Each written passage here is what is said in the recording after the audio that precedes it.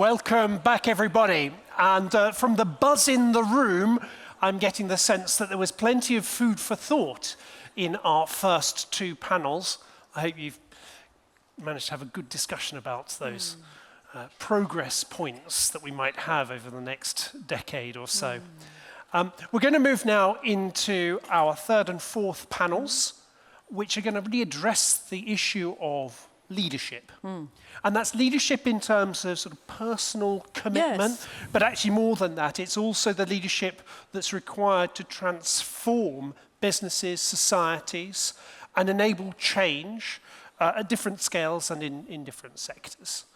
And of course, we also need to bear in mind the tensions and uncertainties that we were discussing about in our first panels, and the extreme conditions that much of this leadership needs to take place in.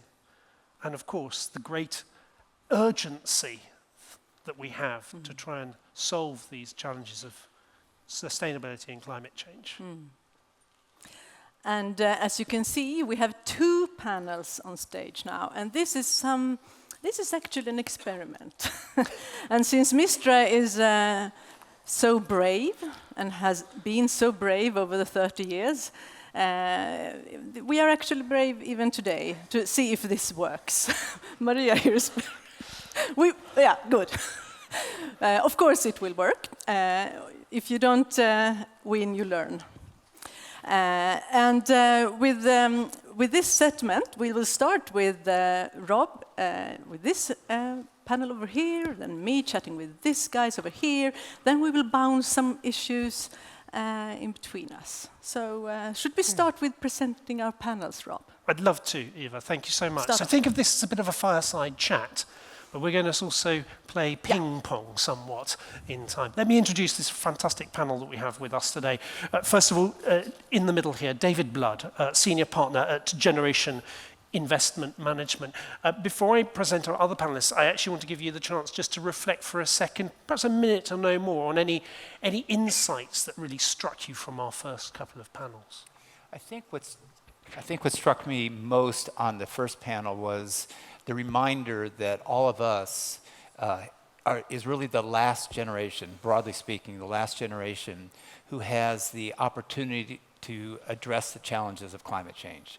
And we talked about pioneers and role models, and I think Nina made the point that actually it's all of our responsibility, and indeed it is our responsibility, and I think we need to, if we do anything today, it's just to go out of here realizing that we have basically 10, 15, 20 years to get it right, and we are the last wall. And then sitting here next to me, Lotta Lyrå, who is President and CEO of Södra. Lotta, can I ask you the same question as well? Any insights, anything that really sparked in your mind? I was very happy to hear the connection between, there were talks about what are the opportunities for Sweden. We talked about getting high-tech industries back and all of that, and the connection to what are our kids interested in. And I engaged myself a lot in how to get the kids engaged into natural science and mathematics, because that's where it all starts. And I was very happy to get to that connection was highlighted, because I think it's essential in many ways. So thank you for that previous panel. Fantastic, equipping people for the future. And furthest to my right here, we have Maria Wetterstrand, who is CEO of Miltton Europe. Really warm welcome, Maria. Also, what struck you most from those first panels? There are so many things, but I was thinking about language, and then I was thinking about the, what do you call it when you have an advertisement poster for a newspaper? Löpsedel in Swedish, where you sort of try to make people buy your newspaper. Once there was a winter when there had been a lot of chaotic weather events, and then they sort of gave up on, they didn't have words enough to describe it, so it said, full chaos everywhere. And that's, I think, a sign that when we run out of words, how do we explain these challenges that humanity is facing when we don't have even words to explain, like what happens during winter sometimes in Sweden? Full chaos everywhere. Full chaos everywhere. Over to you, Eva. Introduce your panel. And this is Chiara Montanari, and she's a polar expedition leader. One of a very few female ones, I guess. Yeah, the female are very few over there, but I think it's just historical. That's just, yeah, you know, just as historical it is. times. Yeah, historical times. What do you bring with you from the first two panels today? These are many things actually, but what I loved more was about this idea of paradigm shift and the fact that we don't have the words. And from my experience in Antarctica, I can tell you that this can be also a precious moment, because in this very moment we have the possibility to build something, because this is the moment in which something will be very different. Like a concentrated moment where things can happen that you didn't believe could happen. Yes, We'll exactly. come back So to it's this. a very critical moment, but when in Antarctica, for example, when you have such an extreme situation, you know that every action that you make in that very moment will change the future, will structure the future. So it's an acceleration point, and in this very moment, we can be really effective. So it's dangerous, it's critical, we know, but it's also very precious. Andreas Flodström, you are the CEO of Beetroot. Beetroot meaning rödbeta, meaning borscht. Yeah, the main ingredients of the Ukrainian national dish, borscht. Yeah.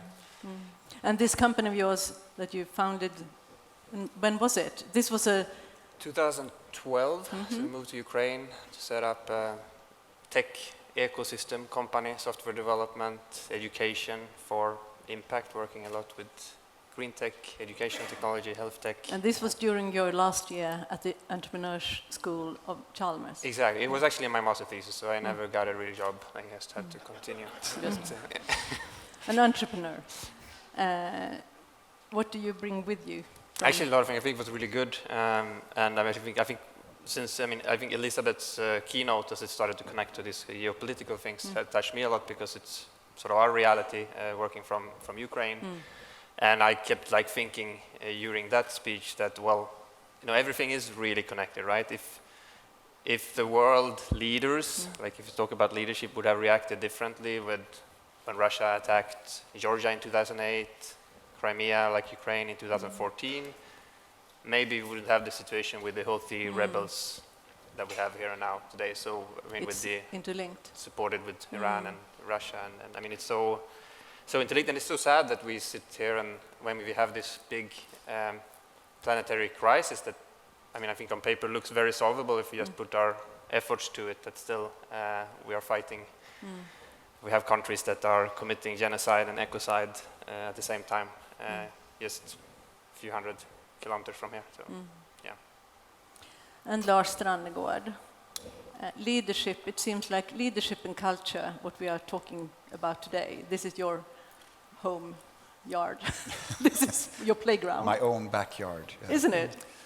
Well, in a when way, the students come to you, you are the president of Stockholm School of Economics. Yes, that's right.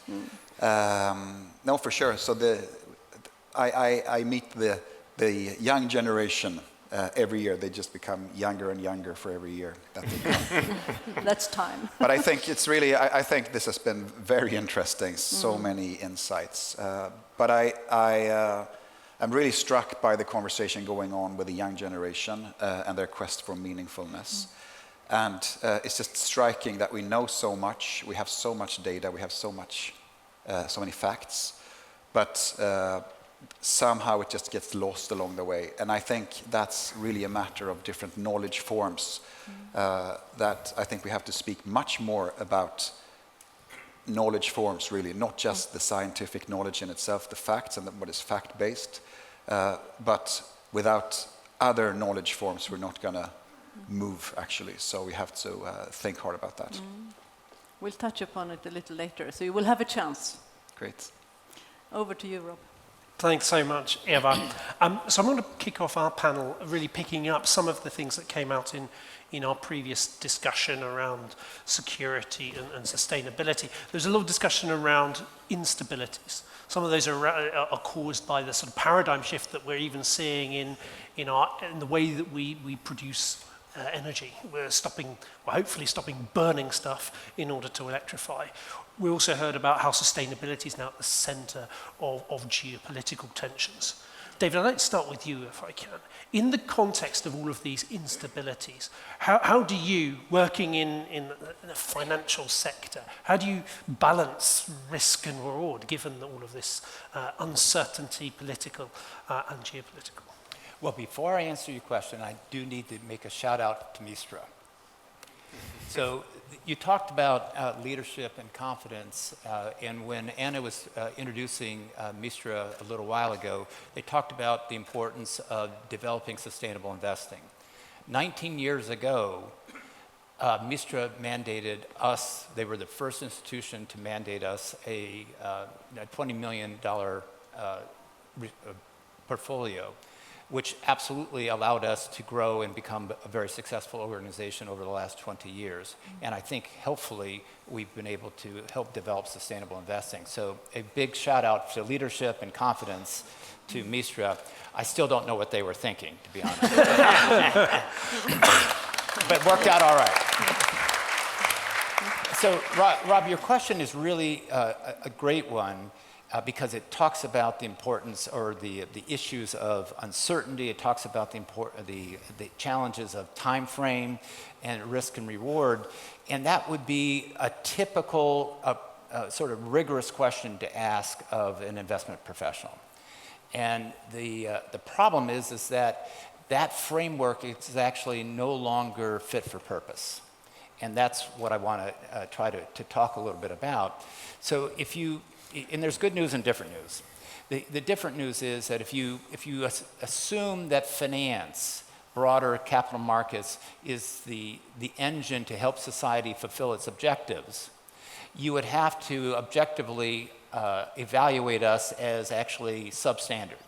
If you think about the challenges of climate change, you think about the challenges of nature, degradation, you think about inequality that we're all talking about, we as capital allocators are partially responsible for that. And I think the problem is that we don't have the right information or we don't have the right framework. And so what we're doing as capital allocators is we're allocating capital to investment opportunities, companies, projects without the responsibility of understanding the impact of our capital allocation. And the challenges with that is that we're ultimately making poor decisions. We are not, the economic term is externalities. We're not internalizing externalities. We're not internalizing the impacts of our capital allocation. And that is resulting in actually poor outcomes.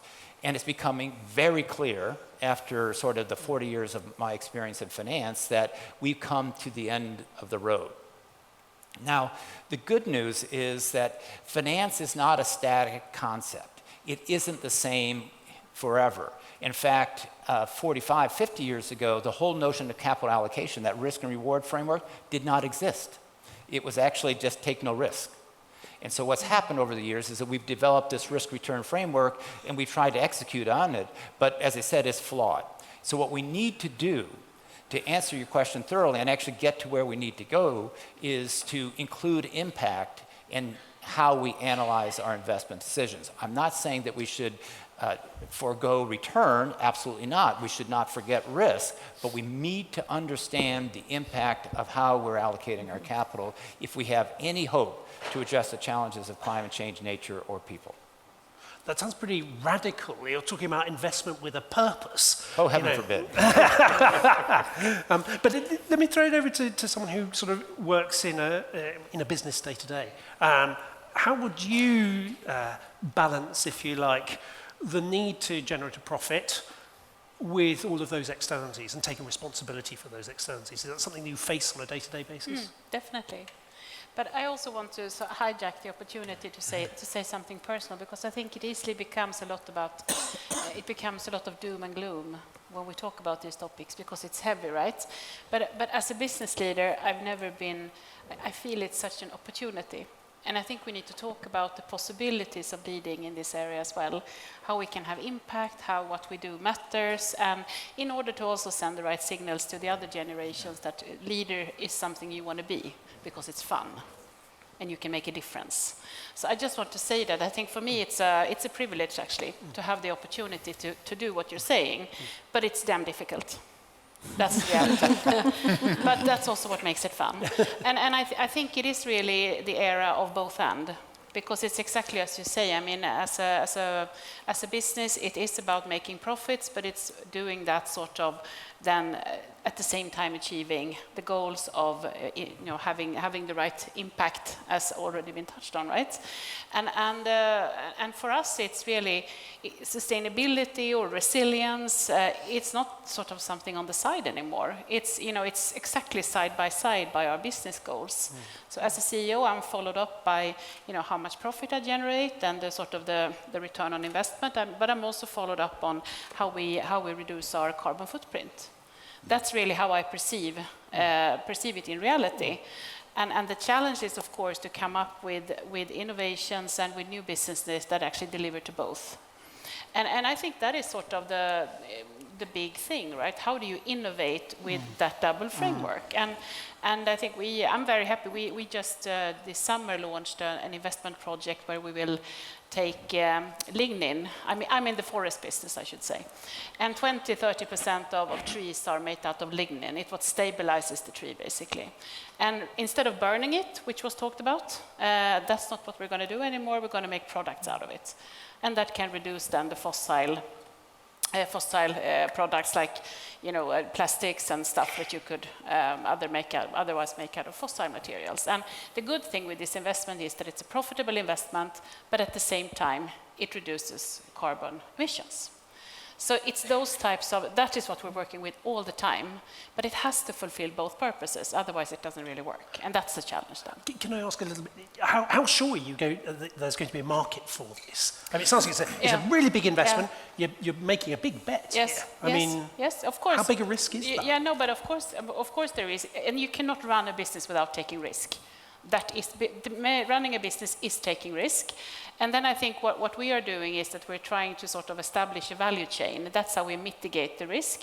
So we work with partners both in the back and in the front of the value chain. And I think that's also a reality as a business leader today. What is a sort of a market risk for me in developing that is a supply chain risk for someone else. And what you then need as a leader is the sort of humbleness, I would say, to understand that you depend on others. No man is an island. I mean, that we have known for centuries, right? At least in poetry. But now I think it's in business as well. And that's a mindset thing. So that interdependence also is about being confident that, along that supply chain, you can rely on the next link to hold. And build those relationships and that trust and sort of, understand, accept that you depend on others and find sort of ways of working around that. Maria, I want to come to you. We've talked a little bit about how you find balance between, environmental performance and economic performance in the context of a business. Is that enough? What do politics? I think that one of the problems is that we are many companies are benchmarking themselves against their competitors. So they are looking at the competitors and then they find those things where they perform better from a sustainability perspective and then they highlight those. I remember just some years ago, I looked at the websites of different steel companies, and all of them were the most sustainable steel company in the world for some reason. And they weren't lying, they were just measuring things very differently. And the problem with doing that is that you convince yourself so well that you are the best, that you also feel very confident that you don't have to do a lot of new things. Or maybe you will do a few new things, but you won't really sort of benchmark yourself against what the world really needs. So I think that we need to change the way we look at benchmarks, that we should always benchmark the business against a sustainable society. What will be our role in a sustainable society? And look at all these political targets, objectives that are set up for climate change, for example, or biodiversity. You can look at the Stockholm Resilience Center's work, where they go through all these different challenges of environment and see where is the planetary boundaries and all those things, and also the new ways of measuring. And where would we be as a business in that sustainable society? And then you will realize where your real challenges are maybe, and then you will take action instead of just convincing yourself that you're doing really well. So I think that's one thing. But the other thing is that we really need politics, because without politics you will get the, as they say, the tragedy of the commons. I'm a biologist, so that's a concept that we use in biology, where if you have a free resource, it will be over-consumed because of the way that one person will always gain from using a little bit more, but if they don't, someone else will take it instead. You can see it in fisheries, for example, very easily that it's like that. So you need politics to set also the boundaries for what businesses can do, because otherwise we will overconsume the world's resources, which we are doing right now. And you can't expect one single company to take the responsibility of not overconsuming resources. That must be politics that will set those sort of limitations. I wouldn't pass that over to David. Do you agree that politics and regulation is needed in order for you to be able to, have that investment that doesn't look at just the economic return, but looks at the impact that it's having?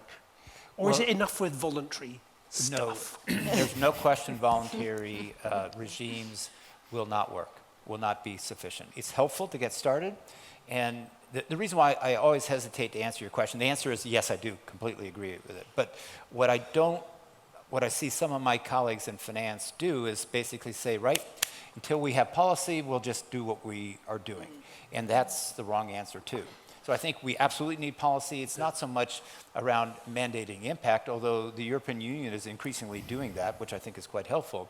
It's actually for all of us, in whether it be industry, whether it be civil society, whether it be government, whether that be finance, companies, we have collective roles to play. We need to all be playing them, and we need to be communicating what we need from government in terms of the policy regimes, and there are regimes that we need, but we as capital allocators have plenty to do in the interim. No need to procrastinate. We certainly do not need to be procrastinating. Lotta, I just want to pick up something that came up in one of the earlier panel discussions, which I think Elizabeth was talking about, where there was plenty of opportunity to, reshore, bring innovation back, but there was a gap, and that gap was in the workforce and in the skills that are available. Is that something that you're seeing, and what would you want policy to do to intervene, or perhaps even the world of education and research? It's one of my favorite topics. Oh, wonderful. No, we have a scarcity of talent across our whole value chain. It's everything from the fantastic people that work in our forests with planting trees or taking them down or doing thinning, to the mechanics in our industries and all of that. And as was said in that panel, these are no longer what the jobs they used to be. Someone working in the forest, the decision that he or she takes, it's more than what a pilot takes when running an airplane. It's super complicated jobs, but our kids don't want them. That's reality. And I think I really would welcome a sort of policy to look at more at supply and demand between what is it that we need as a society in terms of jobs and talents, and what are we training and what are we sort of encouraging our kids to do. I think we are fooling ourselves as a society, and I think we're fooling the kids. You don't think they can all be influencers? I don't want to go there, but I will welcome them into the wonderful land of forestry. Yeah. Fantastic. I want to actually perhaps look at something of a less optimistic side, or something that seems to be happening at the moment, which is we're seeing that maybe some of the transitions, the green transitions that have been set in motion, whether that is in investments in hydrogen or in battery technologies. We've seen that in the UK, big battery factories didn't get the investment required, didn't take off. Some of the hydrogen investments in Australia have been pulled back. I'm just wondering whether you want to say, are we at a pivotal moment in the green transition? And what do we need to do to make sure that momentum isn't lost? Everybody went like this. So David first, and then Maria.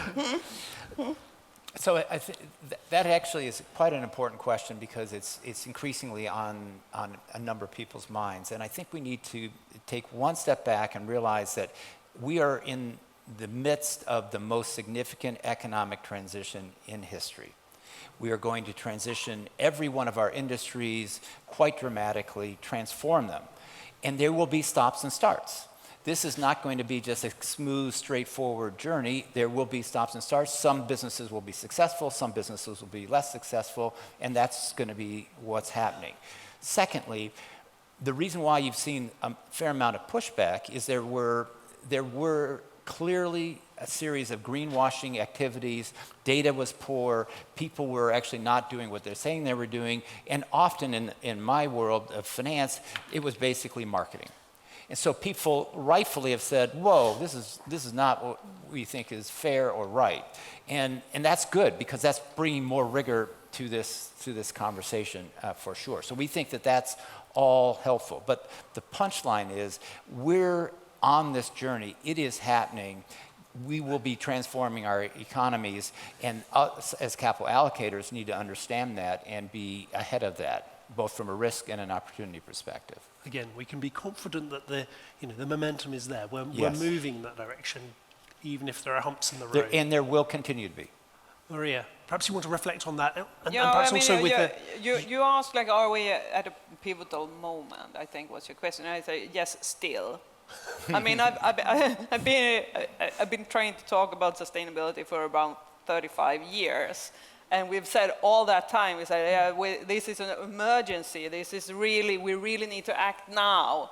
And the thing is that we also have acted. I mean, we have decreased greenhouse gas emissions in Sweden and in Europe quite significantly since 1990. So it's not that we haven't done anything. We heard in the panel earlier, I think it was Andreas who said that you ask people, did they sacrifice something to save the climate? And the thing is that people actually usually thought that it would be a huge sacrifice. It was around the year 2000, I think, we discussed like the targets, the objectives for 2010 in Sweden. And everyone thought that it would be a disaster. The society would sort of go under, everyone would be unemployed, and all the industry would move to China if we set the target more ambitious than -4%. And then we set that target, and in 2010 we were at -13 or -15 or something.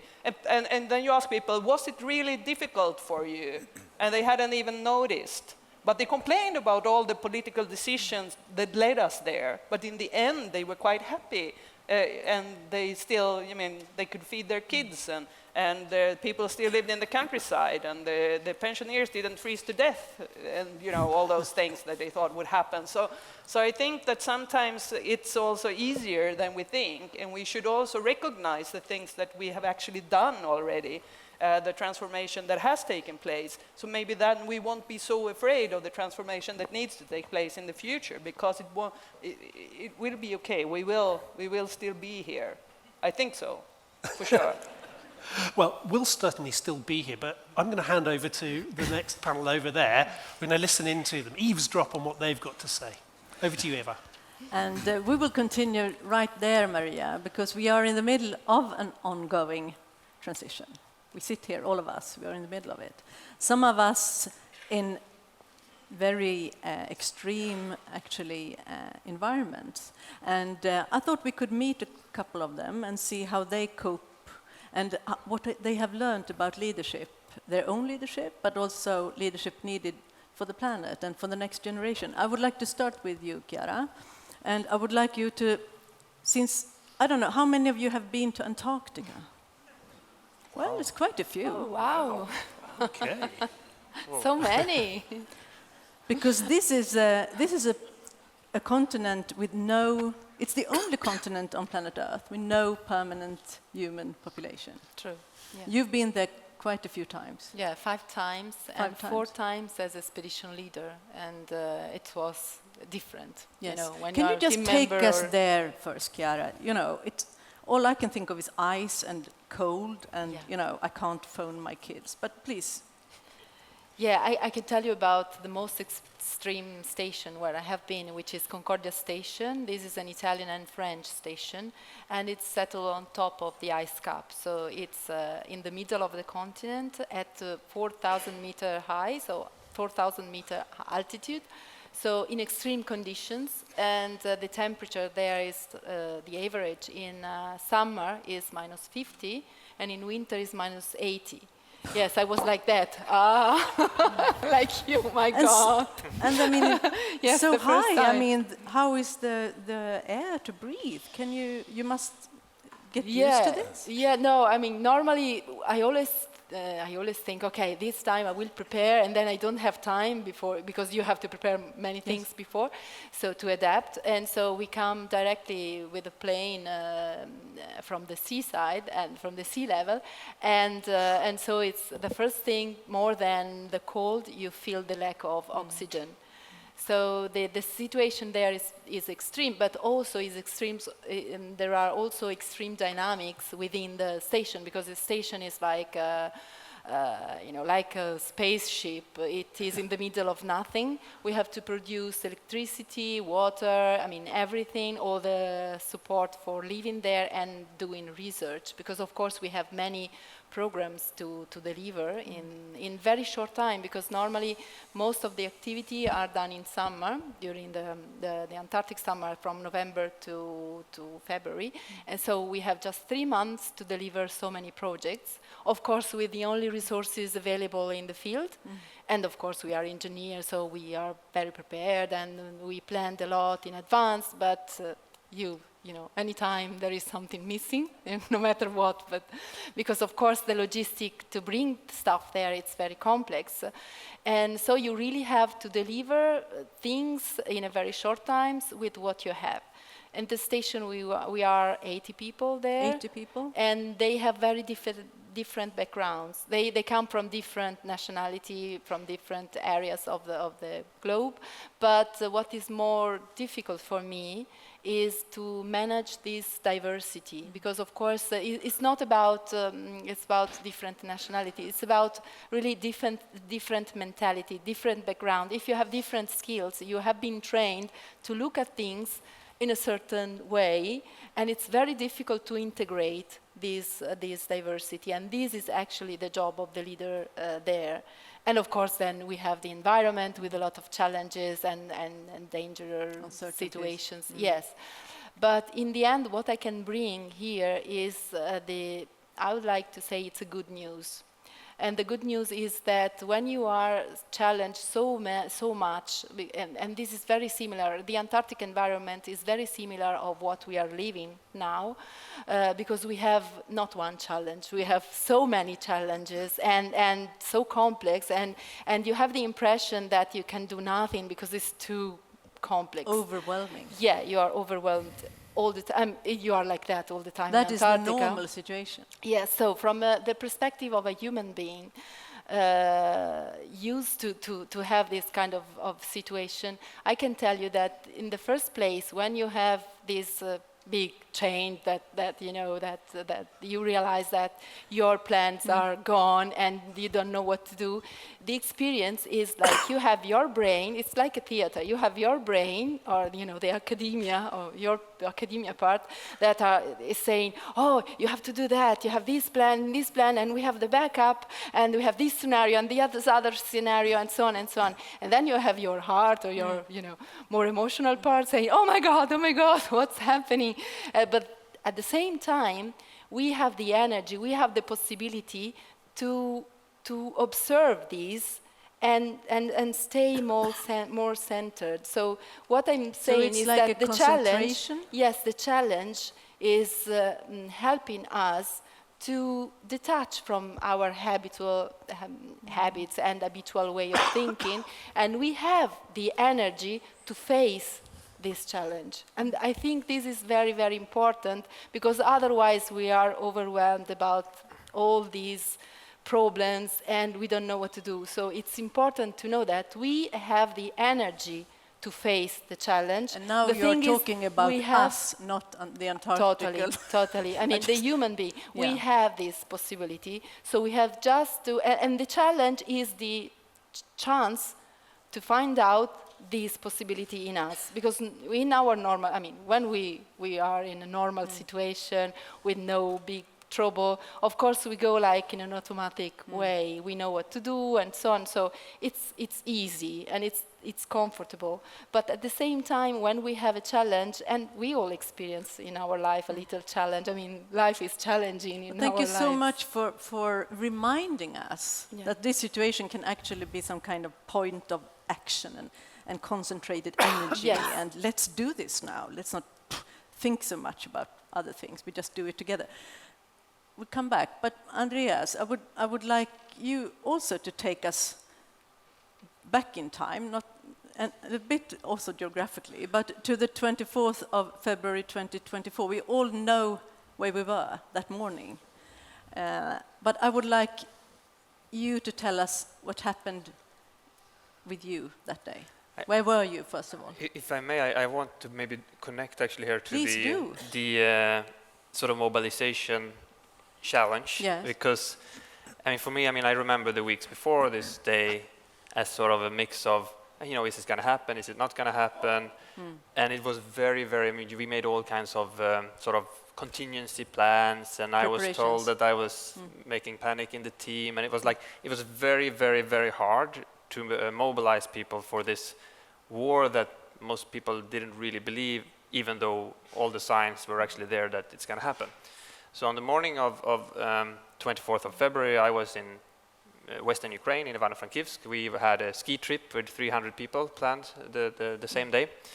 But we were sort of prepared, but not really prepared. I had an alarm clock at 4 a.m. because I had been told that it might happen that night. So I woke up, went online, saw Zelensky speak, Putin speak. Then you start to see the news channels like bombs in Odessa, bombs in Kiev, and so on. And at that point, I wake up my wife, who is pregnant at the time, who's told by the doctor you shouldn't stress, and it's like, don't stress, but it's happening. And then I started to call. We had 8 offices throughout Ukraine at the time, so I started to call. We had our sort of contingency group, 1 contact person in each office. We went on this big team call, and we sort of put our contingency plan in front of us, which said that everybody should go to where I am, or where we are, because it was the most western location we had in the country. And basically during that call, we see like 3 rockets that hits the airport, and I'm like basically turning the computer, and I'm like, well, I don't know if our contingency plan is like valid anymore.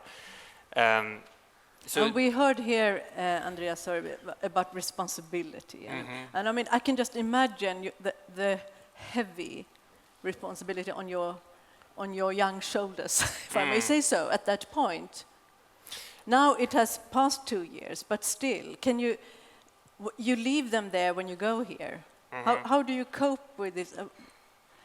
What have you learned, and how can you sort of take your company further in this situation? It's a very difficult question, because I think it's been 2.5 years. It's quite a long time, but it still feels that it's sort of, we are in the middle of this, right? It's still, I mean, I have the air alarms on my computer. I'm like going back and forth, and you're constantly a little bit there.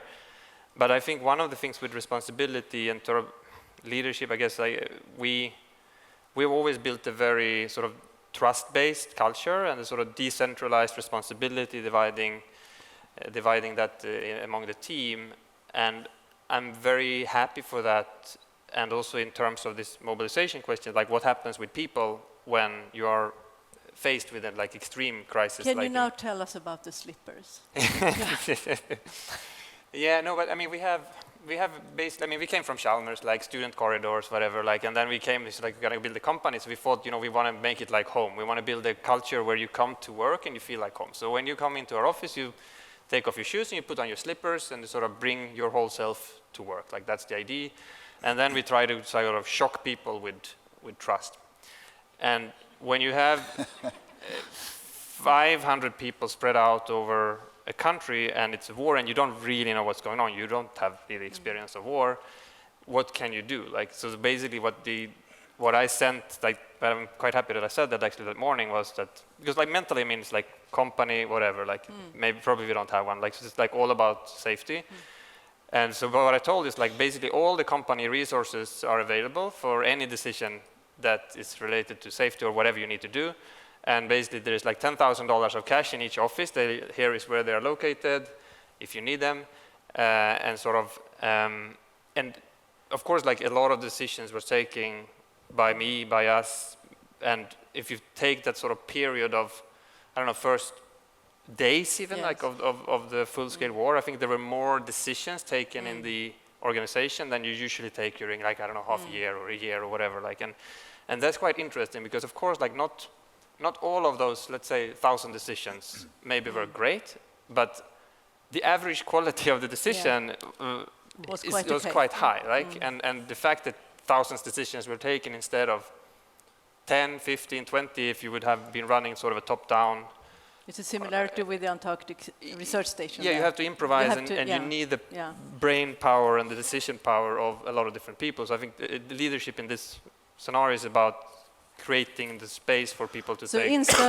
in certain environments, we've heard a couple of them, leadership comes, to its best, if I may say so, Lars, to bridge over to you. We'll come back to you, Andreas. But Lars, since you are president of a university where you see young people coming in, and you also notice they come out 5 years later, and you have a chance to do something. Yeah. Well, I can tell you a little bit of how we've worked the latest years, and basically I've been in this position now for 10 years. I'm just starting my second decade now. Yeah. And It feels good. It feels good. And what was quite, the thing is that SSE is also a private institution. We only get 16.5% of our funding from the government. And then the rest, and we're not allowed to charge student fees. So we have to find ways of making partners interested in what we do. And we do that through doing relevant research and also providing our students with relevant knowledge and competencies. So just looking at what sort of the genre of business schools. In the world, there are 14,000 business schools. Basically, in every single organization, not just private organizations, there are people educated at business schools. And the decisions that they take in terms of sustainability have not been very good, right? I mean, you could just look at all the curves and all the data coming out from, Resilience Center or wherever. So obviously, things have not been done in the right way. And then we try to listen to basically so many of the stakeholders that we have, like the 110 corporate partners that we have. And very many of them were talking at the time about the need to understand sustainability. And the fact is that, as we know, politicians are not doing enough, Maria. And obviously, we need, David, the politicians to do more. But as I see it, a lot of sort of push is coming from the private industry. And the fact is that if we are educating people who come out into the job markets and do not understand sustainability, the fact is that they will not get the jobs at the McKinseys and the Morgan Stanleys and the Goldman Sachs or at the insurance companies that Elizabeth was talking about. If you don't understand what's happening with global warming, with the increased extreme weathers, etc., you are going to do a lousy job at that insurance company.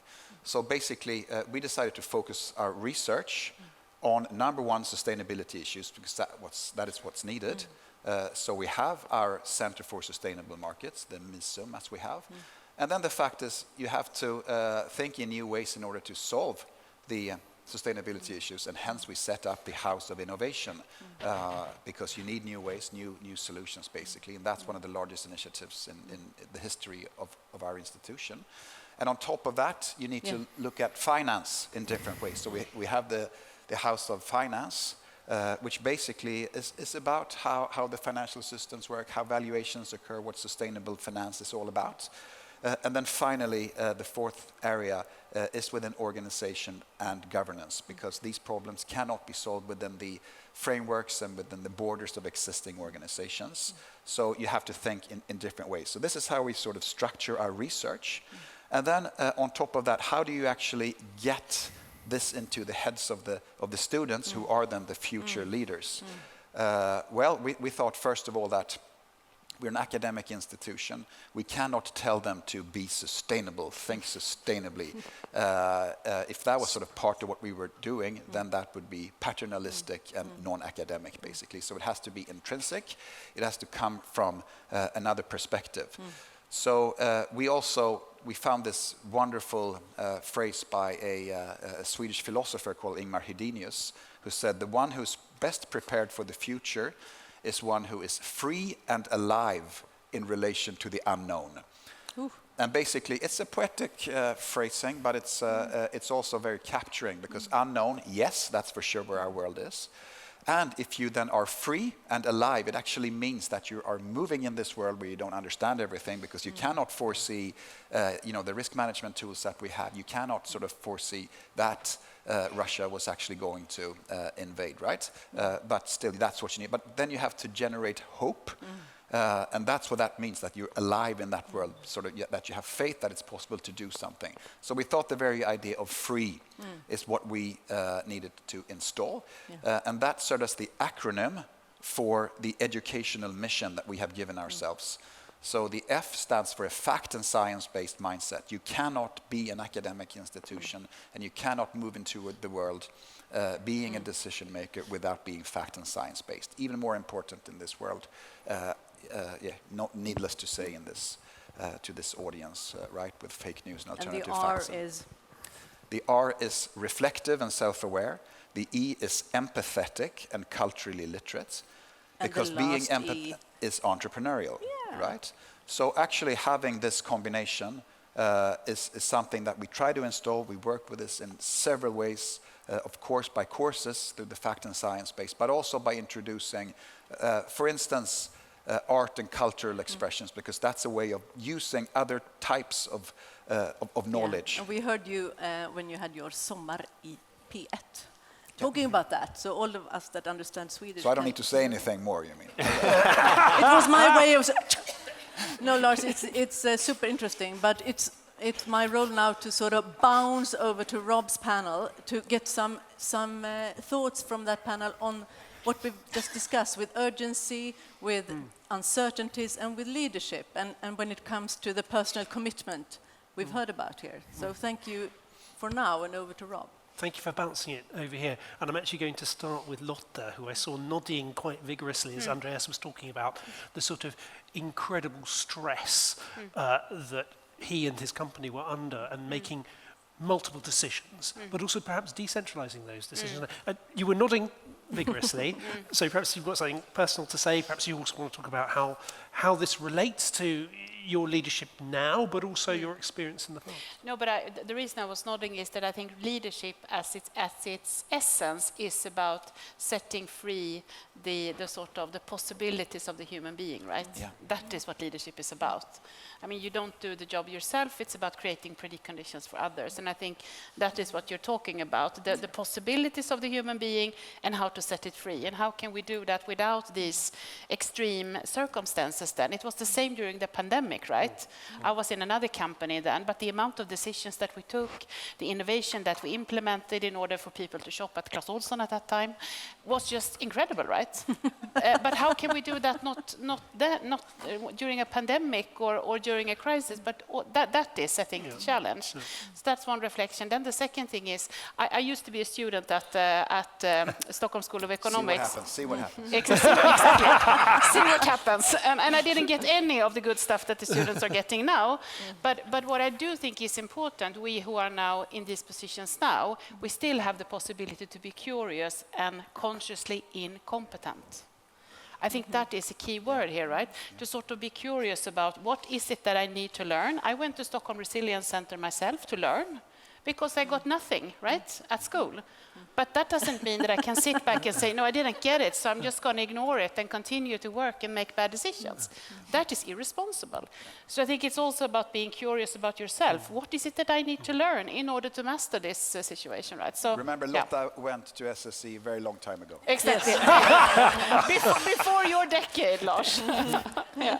I want to pick up something you for pointing it out. about the sort of, Chiara was talking about this sort of extreme environment, the spaceship-like habitat that you have, and how that sort of stimulates solutions and innovation. And I wonder whether you wanted to talk about what is it that we need to make sure that we are innovating to solve? I think that's proven also when it comes to business economics, actually, that if you have the restraints or the critical emergency situation actually makes companies innovative.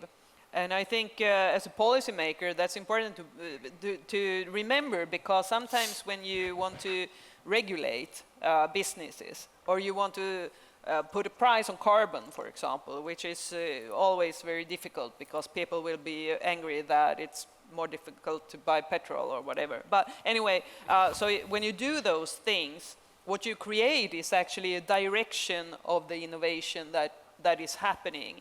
And you will see a lot of things emerging from that. So you can hear companies saying that, you know, you can't tax us, you can't make us pay for carbon, because that means we will have less money for innovation. You hear that now, for example, with the aviation industry. That's what they are saying, because then we can't invest in this and that. But the fact is that all history shows that when you get that kind of economic restraints, that's when you get innovative. It's not that you get the money to keep them, it's when you have to pay for the emissions, that's when you get innovative. And if it was true that the lack of taxation would create innovation, the aviation industry the problems would be solved already, right? Because they haven't paid anything for the emissions for the last couple of decades. So Give them a tough environment. Can we bounce that back to Andreas, maybe, about this environment for being an entrepreneur and setting up, I mean, teams and be innovative? In terms of what Maria just said about, you know, when your resources get like a frame, strained. What would that actually encourage you to be an even better leader for your company also?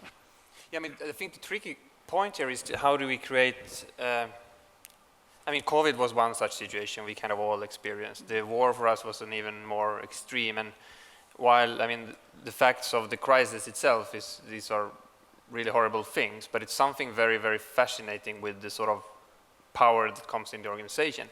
And to be honest, I don't have the answer, because it's like it comes this sort of boom, power, and then sort of things are gradually normalizing. And I don't have the exact answer of how to create that sort of external stimuli internally in the organization. It's actually one thing that I'm like struggling with and thinking like how, of course you cannot live under the level of stress you have in an organization during a long time. But still, I mean, the fact that you during like just a few weeks, if it's like the first month of COVID or the first month of full-scale war, like the fact that when you look back at your organization, like your 12-year history, is like when was the most innovative periods of time that those were the crisis situations. So I don't know. I mean, maybe Maria is right. maybe, but maybe, but it's tricky. It's a tricky question. Like, help me. Can you, as a leader, become a problem for innovation even? Can you sort of hinder innovation? I would like that one to Lotta as well, since I expect that, I mean, innovation takes place when we don't have you know, we do not go to the board with exact results every quarter, etc. We have some kind of space that is sacred for this. But Andreas, you might also have a thought of that. Otherwise, I bounce to Lotta first, and then you can think about it. No, I definitely think you can be a problem as a leader, and I think it sits very much in how you act when people fail, what questions you ask, what you encourage, what you see, who you see. So it's sort of because as a leader you very much shape the culture depending on how you act. And the culture is what will sort of allow certain things to happen and certain things not. So definitely. But definitely also constraints foster innovation, it's like you say. I mean, it's like that old story about the dance teacher who was saying to the group, dance, free dance, do anything, be creative. And the group was just standing completely still. No, what do we do? And then she painted a ring on the floor saying, okay, now you have to have one part of your body inside that ring. And then all of a sudden the most creative moves started to occur, where they had their head in it and their knee in it. So that's sort of, it proves Maria's point. Andreas and then Chiara. No, but I think, I mean, a common problem we have as leaders and entrepreneurs that it's sort of you take too much space, right? You sort of try to drive the agenda and so on. And of course, I think one of the key aspects of actually having the team is to give that space. And that's not always as easy as it sounds, right? But one actually good thing is to I mean, we were quite young when we started this company, and we were new in Ukraine. We didn't really know the industry. We didn't really know anything. So the only thing we had was really like, oh, we have this vision of impact that we want to reach, and we need to attract people that are smarter than ourselves. So one thing I try to sort of have in my mind is like, while I'm like as a leader responsible for some kind of direction, vision of the company and so on, in the end of the day, there should always be, if I built a strong organization, there should always, on any given question, there should be someone in the organization who has a better answer than me. If we have an organization of that means that we built, you know, an organization of strengths that that is way beyond your own skill set. Over to you, Rob. Yes, I wanted to ask David a couple of questions. I'm going to start actually off with what Lars was describing about how he's put in place a framework that allows the students to really sort of embrace and understand and work with sustainability, not because they're told to, but because they see the value in it. And I'm wondering, you've been in the business of sustainability, the finance of sustainability for, is it 20 years now for Generation? Also a birthday, perhaps. But what would you, is this the future? Is this the future you need for the next generation of leaders within the finance sector? Well, I think it's what we collectively need for our economies and our businesses. Absolutely, yes. And the important point that I guess I want to add to this is that sustainability isn't something different. Sustainability is understanding how businesses and markets operate with a full understanding of how the systems and holistic economies operate, and understanding that climate change, nature, human challenges are all interlinked and are becoming increasingly interlinked. And so we just need to have that mentality. But I would hate it if, and I know they don't, this is terrific, but a lot of institutions basically say, well, we have our normal curriculum, and then we have this extra sustainability course. Exactly. That's not good. It has to all be integrated into how we think about running economies, businesses, and capital markets. Can I just, I've got one more that I... But they want to come in. Yes, splendid. Right. I throw the ball over there. Lars, and didn't you also move your hand, Chiara, before? Yeah, no, but it was about the crisis. The dance and the ring. About innovation and crisis and this relationship. Actually, I'm not asking for crisis to come, for example, but from the Antarctic experience, I can say that the value of a crisis is just that it allows us to understand that we are free and alive. And this is very important because we are living in a world that is made of a system, and the system, of course, is not working anymore because of it's creating so many problems. But the system is just a structure, and the structure has been there just for historical reasons.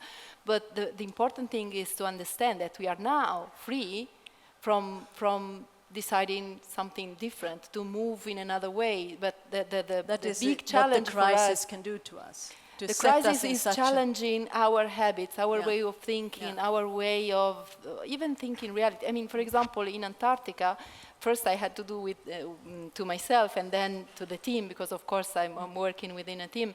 I realized that I was not capable of dealing with all this challenge because I have done the old schools. So I had to go back to school and train myself in complexity thinking, because the problem is that I could not understand complexity. I had this reductionist view of the situation, so of course I could not work with this challenge, and then we had to do within the whole group. So what the crisis is making to us is to make this understanding clear. And new knowledge is important. And the knowledge and the over the to experience. Lars quickly, Andreas quickly, and then over to you, Rob. No, it's okay. I was just saying I think it's so very true that, I mean, to have specializations within sustainability is really the wrong way to go. But it's all a matter of actually, I mean, being sort of true, of course, to your academic discipline in one way or the other, I think is necessary. But the blinders that we all have, especially in this part of the world, since our education programs are so very specialized, we need to really widen those all the time in order to understand the context much more. And there's no other way than doing that. Thank you. And Andreas? I have a little bit of a dilemma in my head about some of the things. I mean, on the one hand, I was saying myself that you need sort of this external stimuli to get shit done, right? And maybe regulation to some extent can be that in some cases. At the same time, I think, you know, when you run as an entrepreneur, when you run a business and sort of European Union level or whatever, there's like more and more and more regulation. And often, I mean, that pushes to actually a very hierarchical structure, because usually as a CEO or a founder or an owner or whatever, you have all the responsibilities. So I think over-regulating everything also has a tendency of killing the sort of freedom of sort of non-hierarchical organizations and so on. So it's not maybe, the dilemma is maybe not sort of the tax level in itself or something like that, but just the amount of sort of responsibility and also legal responsibility that goes into. So I don't have the answer, but that's the dilemma, right? It's certainly a big debate at the moment after the Draghi report came just a few days ago. Right. Is red tape killing all of that sort of innovation? Exactly. Lotta? No, I very much agree, and I sit exactly in the middle of it. I think it's really, there are areas where we really need politics, but I think it should really be evaluated based on that we cannot solve it ourselves. Because otherwise we will kill the power, the initiative, the innovation that the human being sits on. And so I completely agree to that. Can I just add to that metaphor that I was saying about the ring? Sorry for bringing this back to dance. If you see legislation as, you know, where you actually paint a box on the floor, there are the boundaries. That's what you have to do all the time. So then you're actually able to have one part of your body in terms of regulations inside, and then it also fosters innovation and creativity at the same time. But if legislation instead is a number of boxes, right, being spread out on the floor, then it becomes really complicated and you become sort of stiff. So you need to really think hard about how you actually think inside the box in that sense. It sounds like that crazy game Twister. That's exactly what you're describing that's exactly there. It, but I wanted to ask Maria, you know, is it actually there's too much red tape or the wrong type of red tape? I mean, for the sake of debate, I will say no. I mean, of course, there are some barriers. I mean, the waste regulation, for example, is putting barriers to circularity and it needs to be adjusted. But I mean, you can find those areas where there are obvious that there are some barriers to taking steps in a sustainable direction. So I won't argue against that. But it's also my experience that business is always saying that it's a problem with regulation and taxation and everything. And the organization, the Confederation of Swedish Industries, have opposed every environmental regulation that was ever imposed, more or less. They have opposed every environmental tax that was ever imposed. And they have always said that the wolf is coming to eat us now. This is the time when the wolf is coming. And after a while, as a politician and policymaker, I'm not that anymore. It was 13 years ago, but I still identify, you know, a little bit with that. You tend to stop listening after a while, especially when you've seen so many times that just a few years after, they will boast about all the sustainability measures that they took and how well they have performed with things they would never have done if there hadn't been that regulation or that tax. So I think that you need to put that into perspective as well. So of course I understand that it is a bit complicated, the CSRD, a lot of difficulties for companies, but if you wouldn't do it for everyone at the same time, it would be super difficult for anyone to get that done also. So you have to weigh these things, both you should listen with just half or maybe a quarter of an ear to those complaints, and then you should also try to remember that the non-action is also very much of an action in this case, because if you don't take action, business as usual is not an option. It's not an option because we are moving in the wrong direction. So non-action is also an action. We need to remember that, and that goes for business and for policy and for academia and everyone. If you don't do anything, you will get into trouble because of you're not acting as well. That's also the case for being a moderator of this discussion. So non-action was not an option anymore. We need to conclude. It's very, very sad to do that, but we will continue the discussions over the mingle and the glass a little bit later. What a fantastic discussion, and I'm so glad that you came with all your different perspectives and angles and adding this, all those perspectives to leadership. Thank you so much, all of you. Thank you.